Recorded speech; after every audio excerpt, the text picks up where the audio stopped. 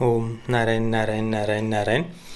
दोस्तों, आज हम बात करने वाले हैं ओटीटी प्लेटफॉर्म्स के बारे में और इन ओटीटी प्लेटफॉर्म्स के फंडिंग की जांच की आवश्यकता क्यों है, इनके फंडिंग की जांच क्यों होनी चाहिए और ये देश की सुरक्षा की दृष्टि से इतना महत्वपूर्ण क्यों है। ऐसे बहुत ही गंभीर विषय के बारे में आज हम चर्चा करने वाले हैं। तो मैं आप सभी मित्रों से प्रार्थना करता हूं कि ये वीडियो प्लीज़ आप आखिर तक पूरा ज़रूर देखना और इसे ज़्यादा से ज़्यादा लाइक और शेयर आप ज़रूर करना। देखिए, काफ़ी लंबे समय से मैं इस विषय पर चर्चा करना चाह रहा था, पर मुझे ऐसा लग रहा था कि शायद 2-4 फिल्में फ्लॉप हो जाने के बाद में, 2-4 फिल्मों का लोगों के द्वारा विरोध होने के बाद में, काफ़ी लोगों के द्वारा निगेटिव रिव्यूज़ आने के बाद में शायद इन ओटीटी प्लेटफॉर्म्स को थोड़ी सी समझ आएगी और वो अपना कंटेंट बदलने का प्रयास करेंगे, कुछ नए फिल्म मेकर्स को चांस देंगे, कुछ नया प्रकार का कंटेंट बनाएंगे। पर ऐसा कुछ होते हुए नहीं दिख रहा। मतलब देखिए ना, भारत में ओटीटी प्लेटफॉर्म्स का प्रचलन मतलब 3.5-4 वर्षों से, पिछले 3 वर्षों से खासतौर पर ज़्यादा बढ़ा है। और पिछले जब से ये ओटीटी प्लेटफॉर्म्स, चाहे वो भारतीय हो या बाहर के फॉरेन के जो ओटीटी प्लेटफॉर्म्स है, मैं किसी पर कोई आरोप नहीं लगा रहा और इसलिए मैं यहाँ पर किसी का नाम भी नहीं लूँगा, पर ऐसे जो ज़्यादातर ओटीटी प्लेटफॉर्म्स है तो उनका कंटेंट अगर हम शुरुआत से ही देखें तो वो हमेशा से ही एक भारत विरोधी, भारतीय संस्कृति विरोधी, बहुत ही ज़्यादा हिंदू फोबिक, हमारी देश की संस्कृति की जड़ों पर आघात करने वाला, भारतीय सेना को बहुत ही ज़्यादा निगेटिव वे में दिखाने वाला, आतंकवादियों के प्रति एक सिंपथी पैदा करने वाला, नक्सलियों को क्रांतिकारी दिखाने वाला, फैमिली वैल्यूज़, मोरल वैल्यूज़ को जितना हो सके तोड़ने का प्रयास करने वाला, सेक्सुअल लिबरेशन को प्रमोट करने वाला, छोटे छोटे बच्चों के मन में तक, उन छोटे छोटे बच्चों को तक उनके जेंडर को लेकर कंफ्यूज करने वाला, इस प्रकार का एक कंटेंट हम लगातार देखते आ रहे हैं शुरुआत से ही। और अगर आपने ध्यान से देखा होगा, ऐसी जितनी भी फिल्में रिलीज़ हुई है इन ओटीटी प्लेटफॉर्म्स पर, ऐसी प्रोपेगेंडा बेस्ड फिल्में, तो आप जाकर देख लीजिए सोशल मीडिया पर, ट्विटर पर लोगों के जो रिएक्शन है, फेसबुक आदि सोशल मीडिया पर, या खास तौर पर आप आईएमडीबी पर ही जाकर देख लीजिए, वहाँ पर लोगों के रिव्यूज़ देखिए। ऐसी जो भी प्रोपेगेंडा फिल्म्स रही है उनको लोगों ने भर भर कर उनकी आलोचना की है, बहुत कठोर शब्दों में आलोचना की है। जितना हो सके प्रखरता से लोगों ने उन फिल्मों का विरोध किया है, उनको निगेटिव रिव्यूज़ दिए हैं। पर फिर भी ऐसा सब होने के बाद भी ये जो ओटीटी प्लेटफॉर्म्स है, ये बार बार उन्हीं फिल्म मेकर्स को फंड करते जा रहे हैं, उन्हीं फिल्म मेकर्स पर अपना पैसा लगाते जा रहे हैं, जो फिल्म मेकर्स ऐसा फ्लॉप कंटेंट लगातार बनाते जा रहे हैं, ऐसा प्रोपेगेंडा बेस्ड कंटेंट लगातार बनाते जा रहे हैं जिसका लोग विरोध कर रहे हैं। इन ओटीटी प्लेटफॉर्म्स के दर्शक, जिनसे ये पैसे कमा रहे हैं, वो दर्शक ही इनके कंटेंट का लगातार विरोध करते जा रहे हैं। पर फिर भी 1% भी, 0.00001% भी इनमें कोई बदलाव होते हुए हमें नहीं दिखाई दे रहा। हालांकि अभी एक ओटीटी प्लेटफॉर्म पर जो एक सीरीज़ रिलीज़ हुई थी, लोगों ने काफ़ी विरोध किया, तो उसका सीक्वल अभी कैंसिल हो गया है। कथित रूप से माफ़ी वगैरह भी मांगी, वो माफ़ी भी कैसी थी आप देख ही सकते हैं।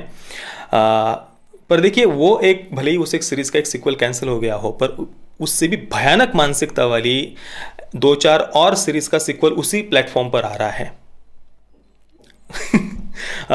और मैंने देखा वो जो ओटीटी प्लेटफॉर्म है, वो एक कथित राष्ट्रवादी जो एक एक्टर है, उनकी भी प्रभु श्री रामचंद्र जी के इतिहास पर एक फिल्म आ रही है। तो वो जो ओटीटी प्लेटफॉर्म है, उन्होंने एक प्रेस रिलीज़ वगैरह रिलीज़ की थी। प्रेस रिलीज़ उसमें लिखा था कि हम उस फिल्म को प्रोड्यूस करने वाले हैं, हमें बहुत गर्व हो रहा है इस फिल्म को प्रोड्यूस करते हुए, हमें हमारे भारतीय संस्कृति पर, कल्चर पर बहुत गर्व है, हम बहुत सम्मान करते हैं। ऐसी प्रेस रिलीज़ थी। अभी भी वो न्यूज़ आप देख सकते हैं और मुझे वो न्यूज़ पढ़कर इतनी हंसी आई थी ना, मैं सच कहता हूँ। और आश्चर्य की बात देखिए, उस प्रेस रिलीज़ के तुरंत बाद, 2 या 3 दिन बाद ही उसी ओटीटी प्लेटफॉर्म की तरफ से एक न्यूज़ आती है कि उनकी एक वो सीरीज़ थी, देखिए, दारू के 4 ड्रिंक वगैरह, जो भी है आप समझ जाइए, तो उसका भी एक तुरंत सीक्वल, उसकी सीरीज़ का अगली सीज़न आ रहा है उनकी सीरीज़ का।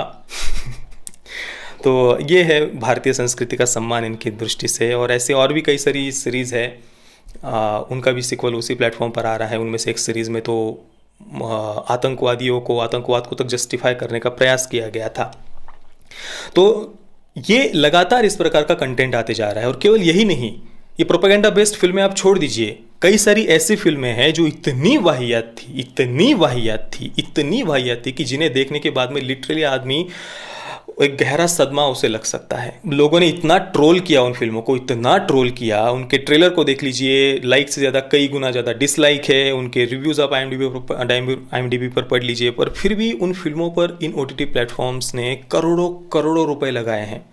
कुछ ऐसी फिल्में जिन पर 100 करोड़ से भी ज़्यादा का इन्वेस्टमेंट इन OTT प्लेटफॉर्म्स ने किया हुआ है। तो इतने फ्लॉप कंटेंट पर ये इतने सैकड़ों सैकड़ों करोड़ रुपए कैसे लगा रहे हैं? क्या ये थोड़ा भी संशय की बात नहीं है? चलो एक बार गलती हो सकती है, किसी से समझ सकते हैं, 2 बार हो सकती है, 3 बार हो सकती है, 4 बार हो सकती है, 5 बार हो सकती है। भाई पिछले 3.5-4 वर्षों से लगातार ये OTT प्लेटफॉर्म से गलतियों पर गलतियां करते जा रहे हैं। मतलब हद होती है किसी भी चीज़ की, लिमिट होती है किसी भी चीज़ की। ना ये अपने फिल्म मेकर्स बदल रहे हैं, ना कंटेंट बदल रहे हैं, कुछ भी बदलाव लाने का कहीं से भी ये प्रयास करते हुए तो बिल्कुल नहीं दिख रहे।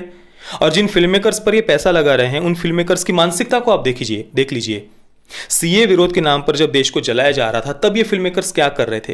कैसे कट्टरपंथी उग्रवादी तथाकथित स्टूडेंट्स के साथ ये खड़े थे, कैसे देश जलाने वालों के साथ में ये खड़े थे, कैसे हमारी ही सुरक्षा बलों पर जितना हो सके ये अटैक करने का प्रयास कर रहे थे सोशल मीडिया के माध्यम से। पर उन्हीं फिल्म मेकर्स को, उन्हीं की चौकड़ी के अंदर के फिल्म मेकर्स को उनको ही फंड किया जा रहा है बार बार बार बार, और वो फिल्म मेकर्स लगातार प्रोपेगेंडा बेस्ड कंटेंट बनाते जा रहे हैं। और फिर भी इनके पास इतना पैसा है कि ऐसे कंटेंट पर वो पैसे लगाते जा रहे हैं। तो कहाँ से आ रहा है ये इतना पैसा? इसकी क्या जांच होने की आवश्यकता नहीं है? बिल्कुल इसकी जांच होने की बहुत बहुत ज़्यादा आवश्यकता है। देखिए, हम सबको ही पता है कि अंडरवर्ल्ड का पैसा कैसे बॉलीवुड में लगा है। ये कोई छुपी छुपाई बात नहीं है, काफ़ी लंबे समय से हम इसके बारे में सुनते आ रहे हैं। साथ में ही कई सारी देश विरोधी ताकतों का भी बॉलीवुड में पैसा लगता रहा है, जो ताकतें देश को अंदर से अस्थिर करने का प्रयास करती है। ऐसे लोगों के द्वारा बॉलीवुड में पैसा लगना। और इसके अलावा आप देखिए, अभी कुछ वर्ष पहले कुछ ऐसी फिल्में थी जिन्हें चाइना में रिलीज़ किया गया था, और वहाँ पर उनका कलेक्शन इतना बड़ा चढ़ाकर बताया गया था, इतना बड़ा चढ़ाकर बताया गया था, जो बिल्कुल हास्यास्पद लग रहा था। और मैं तो सरकार से प्रार्थना करता हूँ कि भले ही उन फिल्मों को रिलीज़ होकर लंबा समय हो गया है, पर उन फिल्मों को ये जो कलेक्शन चाइना से दिखाया था उसकी भी जाँच होनी चाहिए। क्योंकि देखिए, जो चाइना की कम्युनिस्ट पार्टी है वो किस प्रकार से भारत को अंदर से अस्थिर करने का लगातार प्रयास करती आ रही है, ये कोई छुपी छुपाई बात नहीं है, सबके सामने ये बात है। तो क्या वो उस कम्युनिस्ट पार्टी की फंडिंग को उस कलेक्शन के थ्रू, कलेक्शन बड़ा चढ़ा कर दिखाकर वो फंडिंग लाई गई थी, या क्या कारण था? मैं कोई किसी पर आरोप नहीं लगा रहा, पर इसकी जांच तो होनी चाहिए ना। और चाइना की कम्युनिस्ट पार्टी के द्वारा यहाँ पर कई लोगों को फंड किया जाता है, ये कोई छुपी छुपाई बात नहीं है। अभी देखिए, कुछ ही महीनों पहले एक पत्रकार को बहुत ही सेंसिटिव ऐसी इंफॉर्मेशन को चाइनीज़ अधिकारियों के साथ में शेयर करने के लिए अरेस्ट किया गया था। और वो तो एक बस प्यादा है, ऐसे तो कई सारे हमारे देश में कम्युनिस्ट है, पत्रकार है, तथाकथित पत्रकार है, नक्सलवादी तो है ही, वो अपने आप को तो माओवादी कहते हैं। इसके अलावा उनको सपोर्ट करने वाले अर्बन नक्सल्स है, फिल्म क्षेत्र में, मीडिया के क्षेत्र में कई लोग ऐसे बैठे हुए हैं जिनका एकमात्र काम है देश को अंदर से अस्थिर करना, कैसे भी करके देश में जात पात के नाम पर फूट डालना, देश को अंदर से समाज में एक प्रकार से खाई निर्माण करने का प्रयत्न करना। और ये लोग लगातार ये काम करते आ रहे हैं, अपने साहित्य के माध्यम से, अपनी फिल्मों के माध्यम से, अपने मीडिया रिपोर्ट्स के माध्यम से लगातार ये काम वो करते आ रहे हैं। और भाई वो तो अपने चाइना को ही अपना सर्वे सर्वा मानते हैं, और ये कोई छुपी छुपाई बात तो है नहीं। तो इन सारी बातों की जांच होनी चाहिए। ऐसी जो फिल्में हैं जिन्हें चाइना से काफ़ी ढेर सारा कलेक्शन दिखाया गया है, उनकी भी अगर हो सकती है तो जांच होनी ही चाहिए। इसके अलावा देखिए, आज से 4-5 वर्ष पूर्व आपने देखा होगा, हम जब टिकट बुक करने के लिए जाते थे किसी ऑनलाइन प्लेटफॉर्म पर, तो वहाँ पर तो लगभग आधा या आधे से ज़्यादा थिएटर भरा हुआ दिखाई देता था। पर जब हम फिल्म देखने के लिए एक्चुअल में थिएटर में जाते थे, तो वहाँ पर सीट्स खाली पड़ी हुई रहती थी, मुश्किल से 10-15 लोग भी नहीं रहते थे। और ऐसा कई फिल्मों के साथ में हुआ है, कई मीडिया हाउसेस ने, कई न्यूज़ पोर्टल्स ने इसे रिपोर्ट भी किया था। खासतौर पर PK और दंगल के समय इसे रिपोर्ट किया गया था। मैं कोई उन पर आरोप नहीं लगा रहा कि उन्होंने कोई फेक कलेक्शन दिखाया था, मैं आरोप नहीं लगा रहा, पर मीडिया रिपोर्ट्स ऐसे आए थे कि PK और दंगल के समय थिएटर्स खाली पड़े हुए थे, पर फिर भी उनको हाउसफुल दिखाया जा रहा था।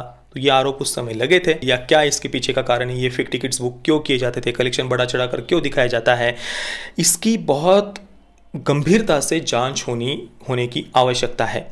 और चलो, ये तो पुरानी बातें हो गई, पर अभी आज हमारे सामने OTT प्लेटफॉर्म्स पर जो कंटेंट रिलीज़ हो रहा है वो आप देख लीजिए। मतलब कैसा कंटेंट आ रहा है, इतना फ्लॉप कंटेंट, फिर भी उन्हीं फिल्म मेकर्स को, उसी प्रकार के कंटेंट को फंड किया जा रहा है। और ऐसा ही जो प्रोपेगेंडा बेस्ड कंटेंट होता है, उन्हें बस इनकी जो पपेट क्रिटिक्स होते हैं, पपेट मीडिया होती है, वो लोग बस इन्हें बहुत बढ़ा चढ़ा कर ऐसे सर पर लेकर नाचते हैं कि भाई मास्टरपीस है, क्या सरप्राइज है फलाने फलाने ओटीटी प्लेटफॉर्म की तरफ से, वगैरह वगैरह ऐसी बातें उनके पपेट क्रिटिक्स और पपेट मीडिया की तरफ से की जाती है। बाकी लोगों का रिएक्शन क्या है वो आप देख सकते हैं सोशल मीडिया पर, IMDb पर वगैरह जाकर। तो हाँ, ये एक बहुत गंभीर विषय है, देश की सुरक्षा की दृष्टि से भी ये एक बहुत गंभीर विषय है। तो इसकी मैं INB ministry, information broadcasting ministry, सूचना प्रसारण मंत्रालय से मैं इसकी जांच की मांग करता हूं कि उन्हें इसकी बहुत ज़्यादा गंभीरता से जांच करनी चाहिए। मोदी सरकार से मैं प्रार्थना करता हूं कि